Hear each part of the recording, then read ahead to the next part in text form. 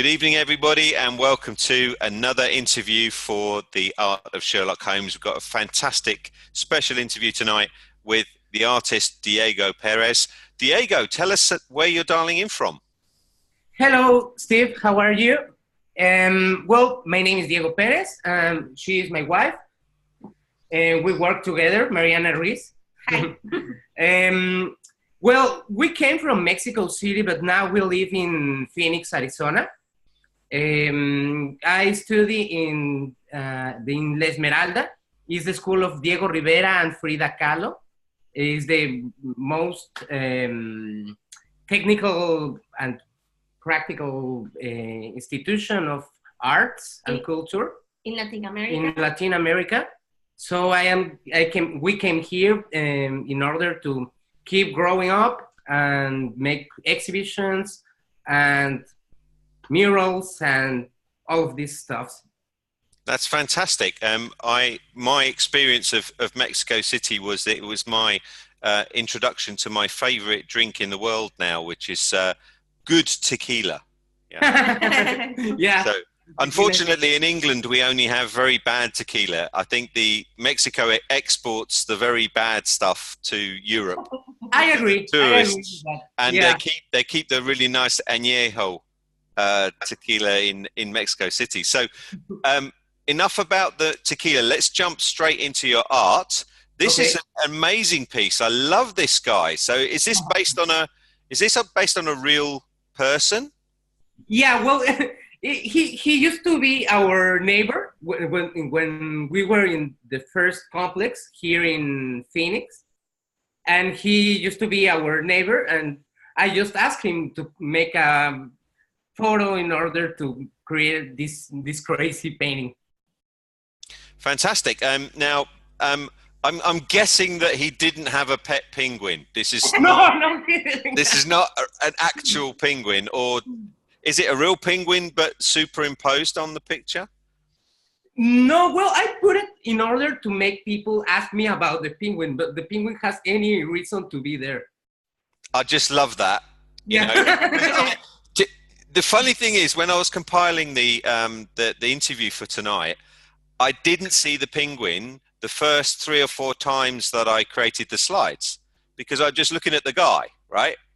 Yeah. And then, the penguin was as insignificant in the picture to me as the fire extinguisher or the tire now I see the toilet roll. I didn't see the toilet roll before. So every time I see something new, and that's one of the things I love about your art. And if we jump onto this next picture, you have to explain this to me. Is this you saw this real, or? Well, if you can see, I am always playing with irony, sarcasm, and the funny way to represent art. So in this case, I just watched some guys one day on the street, some policemen, and just took a photo. And why not to put in a drive-through of McDonald's or something like that?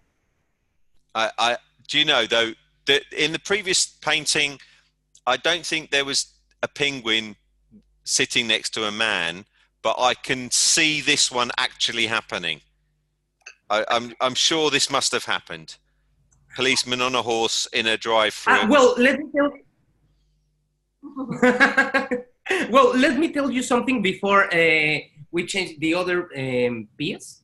The guy, our neighbor, he used to love this music group, Earth, Wind and Fire. So here is here is the painting. So he loves Earth, Wind and Fire, the group. So here is Earth, Wind and Fire. Is the way that I represent the name of the group. Oh, fantastic. Fantastic. So if we jump onto this one, this looks like quite an interesting family gathering in like a neighborhood or something. What's the story behind this? Well, it's like, as a Mexican, everybody grow up with this chancla when the mother is angry with you, and the way to punish you is with the Yeah, they throw the chancla to you, like behave and throw the chancla. It's more like a symbolic. They don't do it anymore. yeah. And So and the old men playing, are they playing, is that backgammon? yeah. So the ball is gonna fall down into the plate, so he's gonna be punished. So Ah, and it's kind of like portraying the Latin America neighborhood, like a Sunday afternoon that children are playing football, well, soccer, and the old man playing chess or backgammon. So everybody's like gathering like in a Sunday afternoon. oh, fantastic. And this one, I've chosen this one.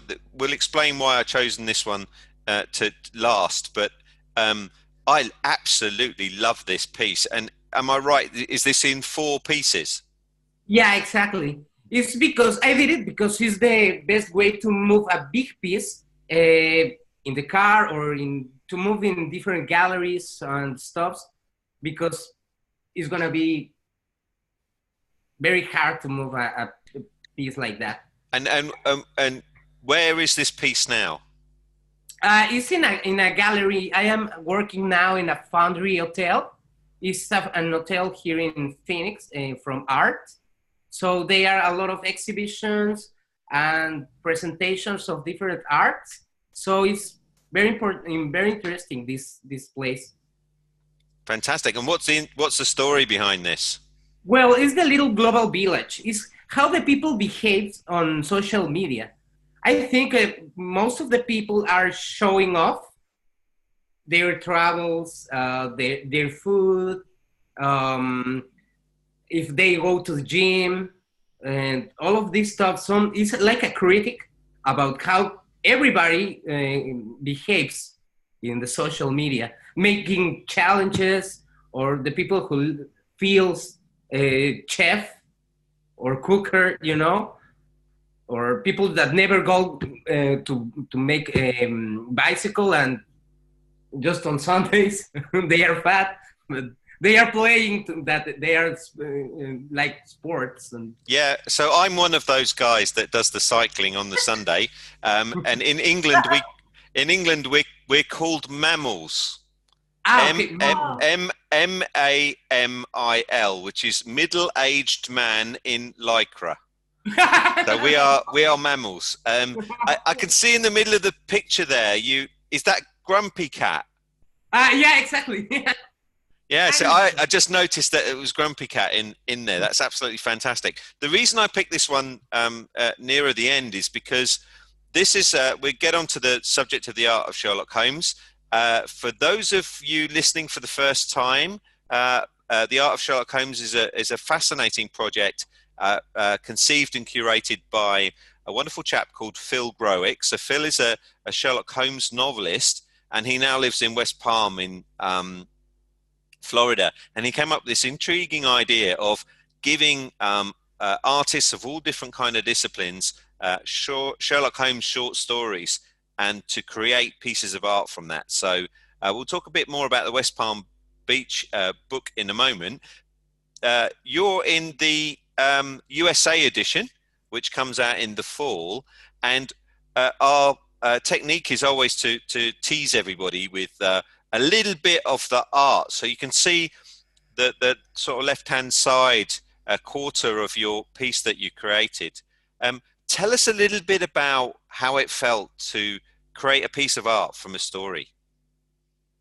Well, first you have to know that for me it was kind of complicated because some words are not my main language. So for me it was kind of hard to understand some words, but anyway, you have a dictionary or Google or whatever. So, but the history was fantastic, and I was very glad to be part of the group. It was complicated for me how to put all of the information that I got for this history and put all of this information in the canvas. So it was hard, but I am very, very happy about the result.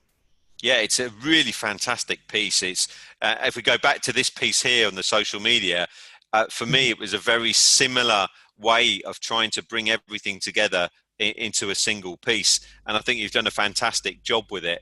And as you can see here, we've decided to show the left-hand side because you can see Sherlock Holmes in the bottom left-hand corner there. And is Sherlock big in Mexico? Kind of, yeah. Well, now more with the movies and everything, but everybody knows who's Sherlock Holmes. Fantastic. And you have the Robert Downey Jr. movies, the Warner Brothers movies as well, which I'm sure were pretty big in Mexico. So I'm just going to very quickly mention the West Palm Beach book, which comes out at the end of May. But in fact, the art is actually going live in 2 days' time on the 10th of May. So the exhibition is being held at the Anne Norton Sculpture Gardens, which is a beautiful gallery in West Palm Beach. And all the artists have now put all of their art there, and it will be exhibited from the 10th of May through to the 3rd of June. It's been an absolute pleasure to talk to you this afternoon. I wish you all the best with your art. It's really is wonderful. It kept me going back. I think I'm going to find a way to find a print of that penguin art so I can put it on my wall, because that's just so much fun. It's been wonderful to talk to you both, and have a wonderful rest of your week. Thank you so much. And have a good night. Thank you. Thank you for the invitation. Bye.